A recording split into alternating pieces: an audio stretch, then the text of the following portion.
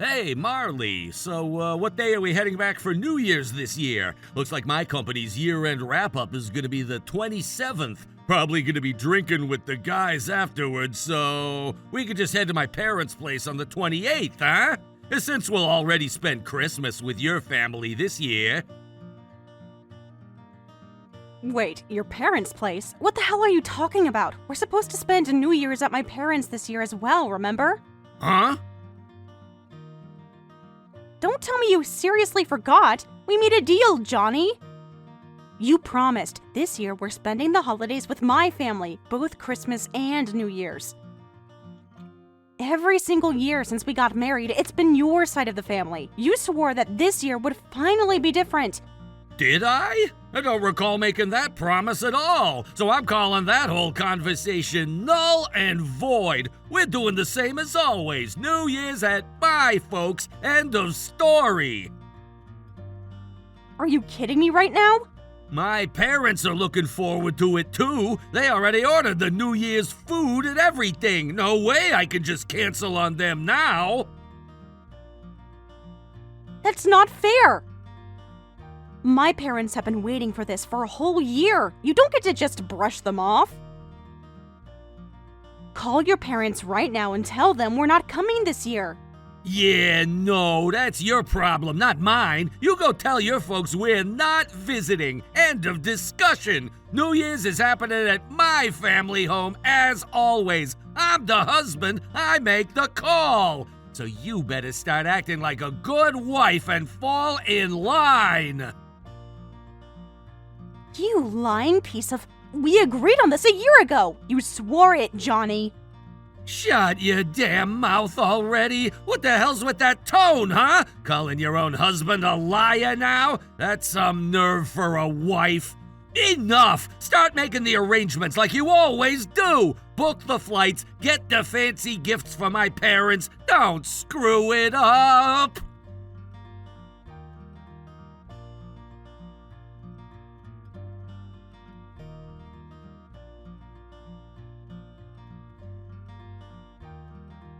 Hey now, Marley, how dare you make your precious husband suffer like this? Honestly, you're a disgrace of a wife, you know that? I heard from Johnny you've been talking for 3 whole days, refusing to talk to him. Throwing a tantrum just because you're upset about going back to our family home for New Year's? Pathetic. I am not sulking. I am protesting. We had an agreement. This year we would spend the holidays at my parents' house. Johnny broke that promise and hasn't even apologized. And now I'm supposed to just shut up and smile while you both act like nothing happened? Oh, for heaven's sake, Molly, stop whining over such trivial things. A wife's place is to follow her husband's wishes without question. It's only natural that we spend New Year's at our side of the family, you silly girl. Who do you think you are to throw a fit over something as simple as this? What? Honestly, I never thought you were this childish. But, well, I'm a very understanding mother-in-law, you see.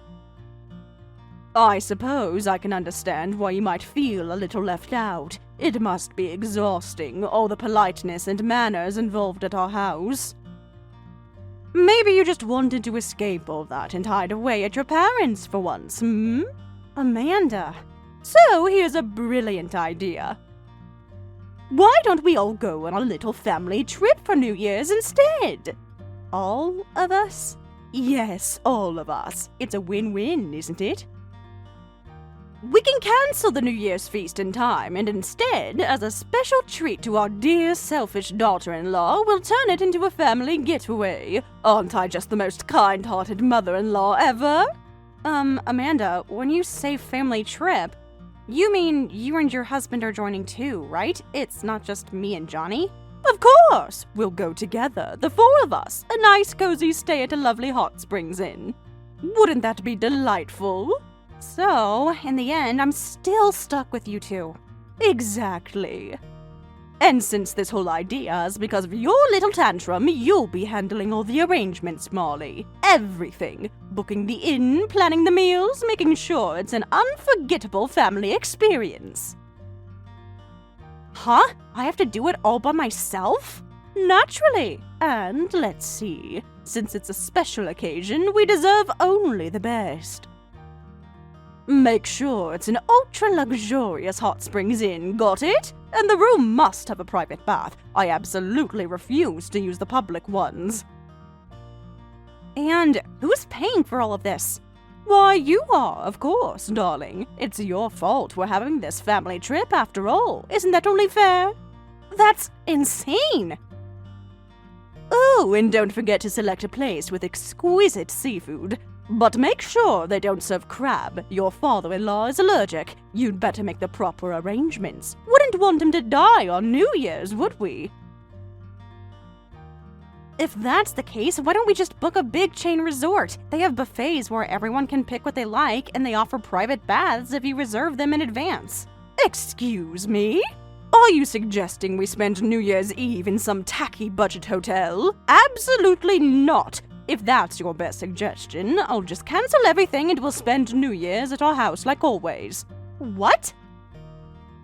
You heard me, so get moving and make sure you book a proper, extravagant family trip.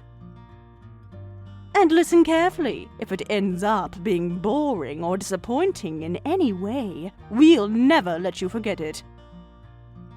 You'll be permanently banned from ever suggesting anything for New Year's again. We'll spend it at our house every single year until you die.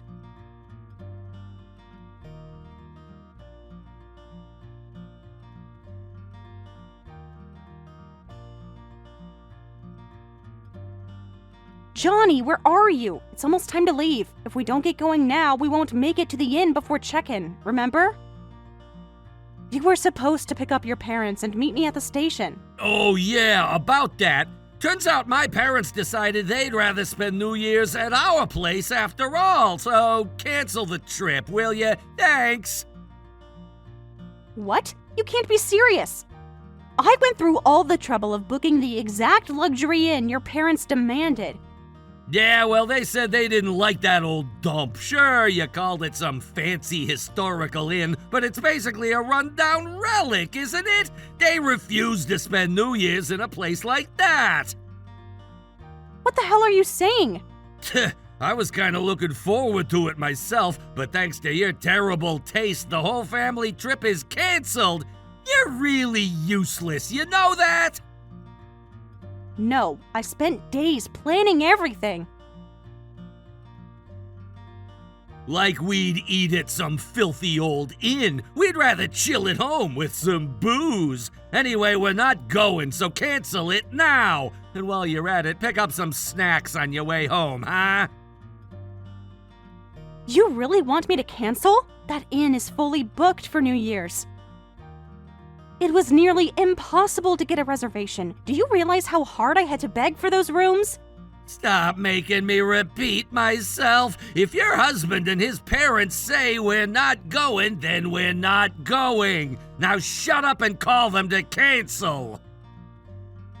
Fine, but then you're covering the cancellation fees, right? Huh? You heard me. Thanks to your parents' last-minute tantrum, we're stuck paying holiday rates cancellation fees for 4 people. It's over $2,000. Like hell we are. You'll be covering that. Don't try your luck, you idiot.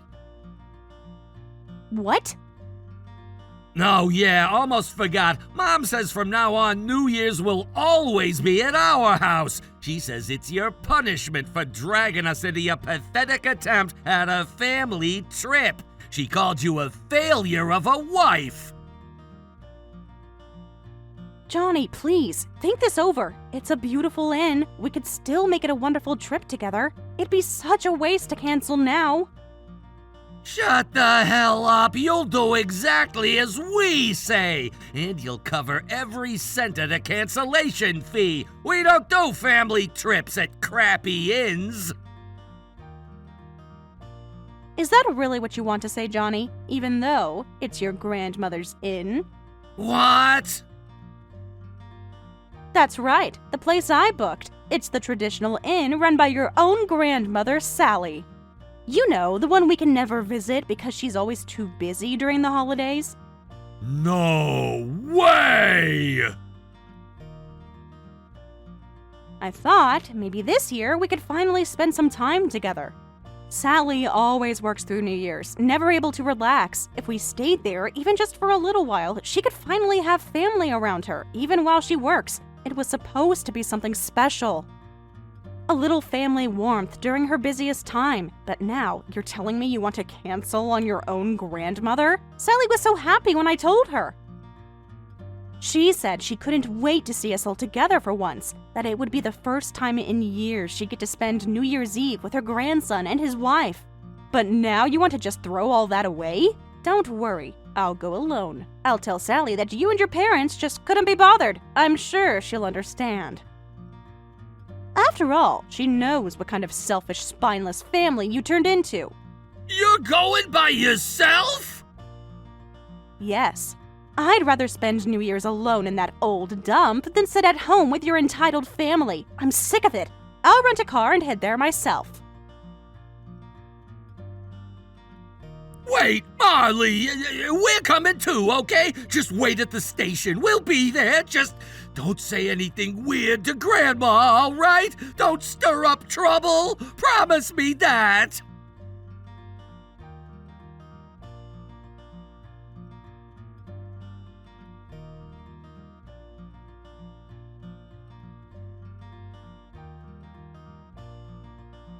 Please, Molly, I'm begging you. Don't say anything unnecessary to Mother. We're on our way now, I swear. Just tell her we overslept, okay? Cover for us. Unnecessary?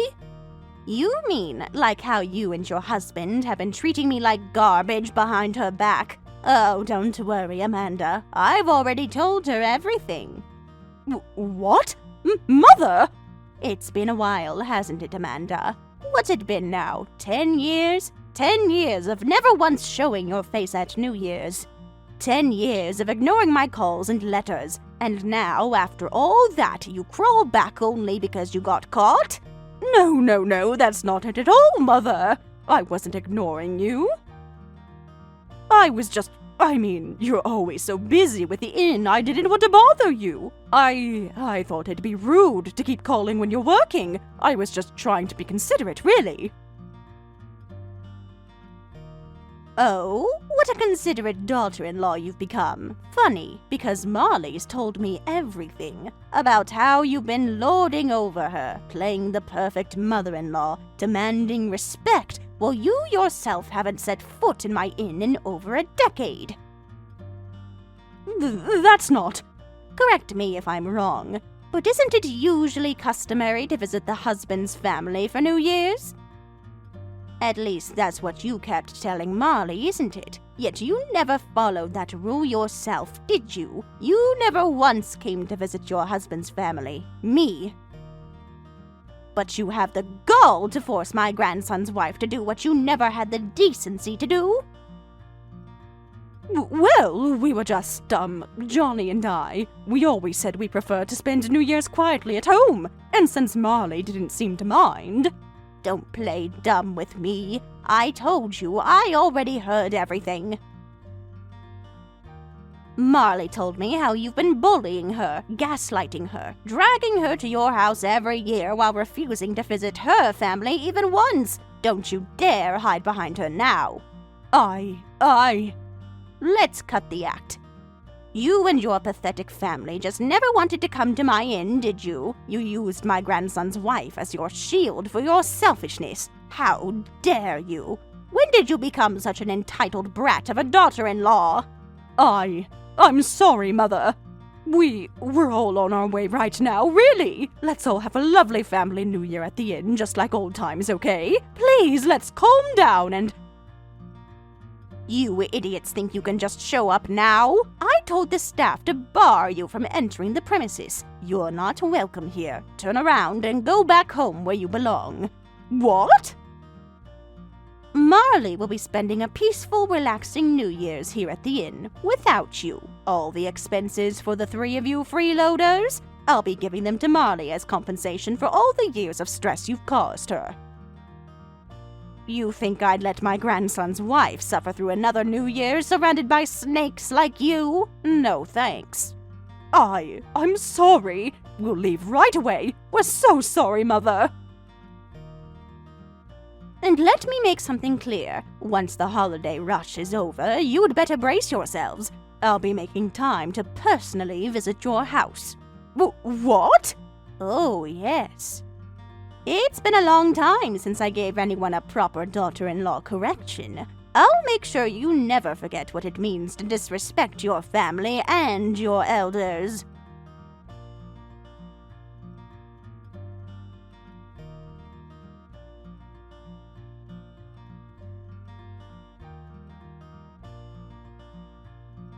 Marley, when the hell are you coming back? Wasn't the New Year's trip to the hot spring inn supposed to be like 2 or 3 days? It's been over a week now. How long do you plan on hiding out at Grandma's stupid inn? Actually, I'm not at the inn anymore. I've already left. Right after that, I went straight to my parents' house. What? Your parents' house? Yeah. Since we couldn't even spend New Year's together this year, again, I figured I'd at least come home to greet my family properly, and well, to let them know about the divorce. It was a sudden announcement, but they took it well. They said they support me, and that they're proud of me for finally standing up for myself. Divorce? Wait! What the hell are you saying all of a sudden? I'm serious, Johnny. I mean it. I feel refreshed, like I found a new spark of life soaking in those hot springs. I realized how suffocating my life with you has been, and now I'm determined. I'm going to divorce you and take back my freedom. Whoa, hold on! You're overreacting! You're just throwing a tantrum because of the same old New Year's argument, right? I'll make it up to you! Next year we'll spend New Year's at your family's house, okay? So just calm down, alright? I am calm, Johnny. That's the problem. I'm so calm that I can finally see everything clearly now. And honestly, I don't believe a single word that comes out of your mouth anymore. I can't trust you. If I'm doubting my own husband like this, isn't that proof that this marriage is already over? No! Come on, that's not true! But Sally said it too. She told me straight. She said I should dump you, that a fool like you isn't worth clinging to. She looked me in the eye and said I don't look happy anymore. That's when I realized she was right. I've been lying to myself for too long.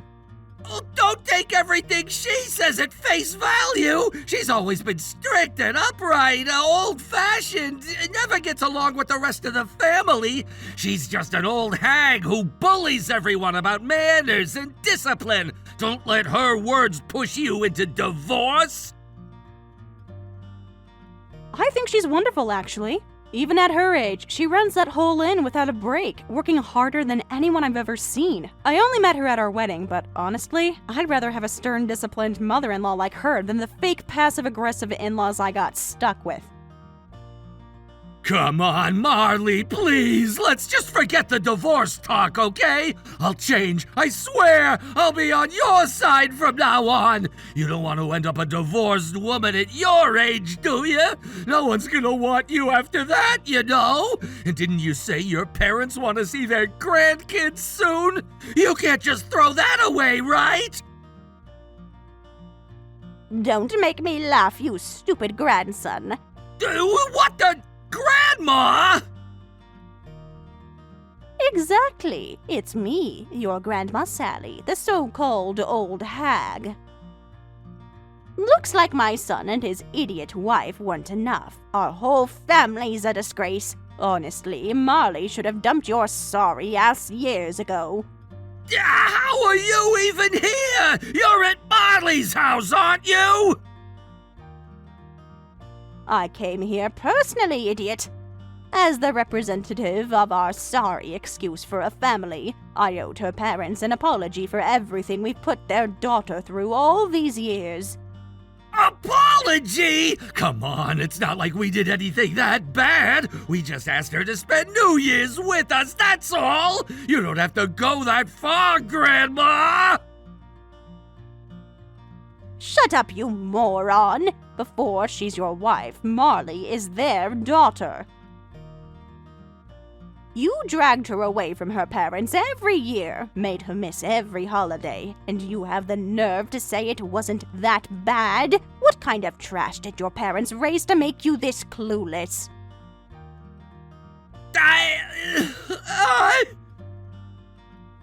If your wife wants a divorce, you give her one. If you did something to make her despise you, it's your fault. Stop whining like a pathetic little boy. And when you divorce, you hand over your share of the assets, properly, without any tricks. Plus, you'll pay her compensation for all the emotional abuse and gaslighting you've put her through. Compensation? That's right. A real man would pay up without whining. And once the divorce is final, you'll also pay me back every penny I spent on your wedding. Don't forget that, you useless brat. Wait, what? You want me to pay back the whole wedding cost, too? Have you forgotten our deal? I told you, if you promised me as a man that you'd make Marley happy for the rest of her life, I'd pay the entire wedding cost out of my pocket. I handed you $50,000 in cash. Even at my age, I remember it clearly. And you can't even keep that promise. I remember, but that's impossible now. If we divide the savings of the divorce, I'll barely have anything left. And if I also pay the compensation you want, plus $50,000 on top of that, I might end up in debt. Good. That sounds about right for scum like you. What? Now, get the divorce papers ready today. From this point on, the only answer I'll accept from you is yes, ma'am.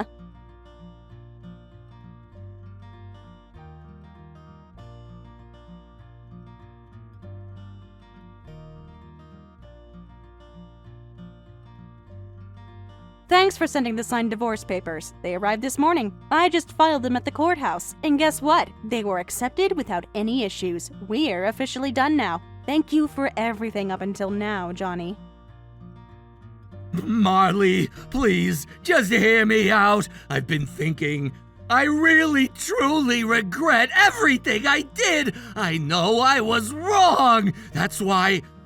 Would you consider giving me another chance? We could start over. I don't care if we have to start from scratch, dating, whatever it takes. I just want to be with you again, Marley. I'll do anything.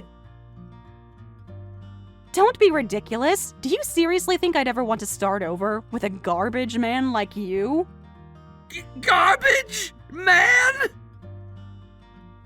Yeah. Garbage, trash, filth. I guess Sally really rubbed off on me, huh? I couldn't help but admire how she carries herself with pride and authority. She made me realize I deserve better, way better. And honestly, I'm kind of enjoying it. I'm serious, Marley. I mean it. I was just, I don't know, caught up in this old-fashioned idea of wanting to be a man of the house, you know? I thought that's how I was supposed to act.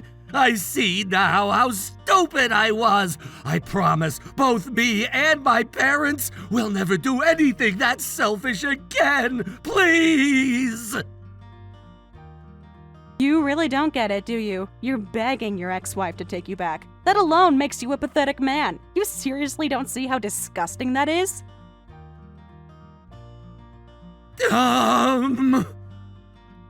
So let me make this crystal clear. Never contact me again. Ever. From this moment forward, we are strangers.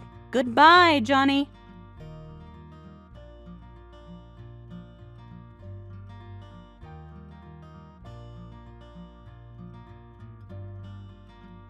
After that day, I never heard from my ex-husband again. There were no calls, no emails, no letters. It was as if he had simply vanished from my life, leaving nothing behind but a hollow, empty space where once there had been a person I had shared my life with. And honestly, I didn't feel sadness over that silence. In fact, the absence of his voice, his excuses, his manipulative words, it all felt like a relief. The toxicity that had once permeated every corner of my daily life was now finally gone, like the last remnants of smoke clearing from a long burning fire. Sometime later, I noticed that the promised division of property and a small amount labeled as compensation money had quietly been deposited into my account. There was no accompanying message, no attempt to make amends beyond that. The transaction had the cold, clinical feel of a business settlement rather than a gesture of a human apology.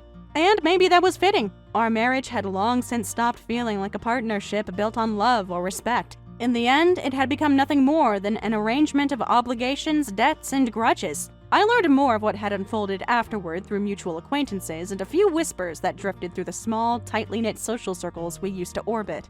Apparently, Sally, Amanda's mother-in-law, had reached her breaking point with her grandson Johnny and her daughter-in-law Amanda. There had been a confrontation, dramatic enough to make even those outside the family take notice. Sally had called over Johnny and Amanda. Once she had them gathered at the main family residence, the same traditional inn that had been in her family for generations, she told them in no uncertain terms that she was done. She stared them down with an icy glare that no one dared challenge and declared, without a shred of hesitation, "If you find me so unbearable, if you really can't stand the sight of me, then you never have to see me again. But don't you dare think for a second that you'll ever receive a penny of my inheritance." Her words, sharp and cold as steel, cut through the air like a knife, and just like that, she severed all remaining ties with them. It turned out that Sally's true financial standing had been far more impressive than anyone outside the family had realized. She wasn't just running the old family inn that everyone thought was her only source of income. Behind the scenes, she had also been investing in real estate for years, quietly building an impressive portfolio. The value of her assets reportedly reached into the millions of dollars, a staggering figure that sent shockwaves through the family. When Johnny and Amanda found out the extent of Sally's wealth, they panicked. Greed and desperation overtook their pride, and they made frantic attempts to mend fences. They started visiting her unannounced, bringing expensive gifts and forcing smiles that couldn't quite hide the fear in their eyes. They volunteered to help with the inn's daily operations, scrubbing floors and greeting guests with fake politeness, hoping to prove their worth. They even encouraged Kylie to act sweet and endearing around her grandmother, thinking that using their daughter as a pawn might soften Sally's resolve. But Sally, having seen through their facade, didn't waver. She had endured enough betrayal, disrespect, and manipulation from her son and daughter-in-law. In the end, she made the decision she should have made years ago. She handed them an official notice of disownment. It was delivered with the same ruthless efficiency that she had built her business empire with. The document stated clearly and legally that Johnny, Amanda, and by extension, Kaya, were no longer recognized as part of her family. From that moment forward, they were to have no expectation of support, inheritance, or association. The notice came not only as a symbolic gesture, but also with legal weight, ensuring that they would be cut off in every sense. There would be no loopholes, no second chances. She had made up her mind. Johnny and Amanda were devastated. They had gambled everything on the hope that they could leech off Sally's fortune for the rest of their lives, living in comfort without lifting a finger. Now, they found themselves not only disowned, but also publicly humiliated. Word of the family fallout spread like wildfire among their peers and business contacts. Their social standing plummeted overnight. Friends distanced themselves, unwilling to be associated with the disgraced couple. Johnny's already fragile business ventures collapsed under the weight of gossip and scandal. Amanda, who had once prided herself on her lavish lifestyle and expensive social circles, now found herself the subject of ridicule and pity.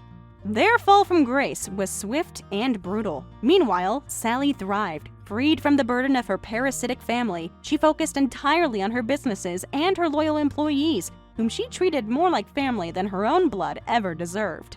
She began mentoring young entrepreneurs in the community, offering guidance and support, and became something of a respected matriarchal figure in the area. Her inn flourished, gaining national attention for its impeccable service and traditional charm, while her real estate ventures continued to generate substantial income. As for me, hearing these developments brought me a quiet, bittersweet satisfaction, not because I delighted in other people's misery, but because I had always feared that people like Johnny and Amanda would continue to hurt those around them unchecked. Knowing that they had finally been held accountable, and by someone as formidable as Sally, gave me a sense of closure. Even more importantly, I felt a profound sense of peace for myself. The chains that once bound me to that toxic family had been broken not just emotionally, but legally and financially as well. I was finally truly free. There were no lingering threads, no debts, no manipulations. The past was the past. I looked at my bank account, saw the last of the payments, and closed the chapter on that part of my life with no regrets. Now, as I live my days surrounded by people who love and respect me for who I am, not for what I can provide, I find myself able to breathe deeply again. I can smile genuinely, laugh without fear, and look forward to the future without the shadow of the past creeping behind me. And I have no desire to ever cross paths with Johnny or Amanda. As for Sally, I heard she took a solo trip to Europe to celebrate her newfound independence. When I saw a photo of her standing proudly in front of the Eiffel Tower, smiling radiantly, I realized that sometimes, even those who seem like villains in one story can become heroes in their own. And in that, there was a kind of poetic justice. Thank you for watching all the way until the end. If you felt good after watching this video, please like the video. If not, please leave a comment and give us your feedback. Also, don't forget to subscribe. Your comments and likes help this channel grow. We hope you enjoy our other stories as well.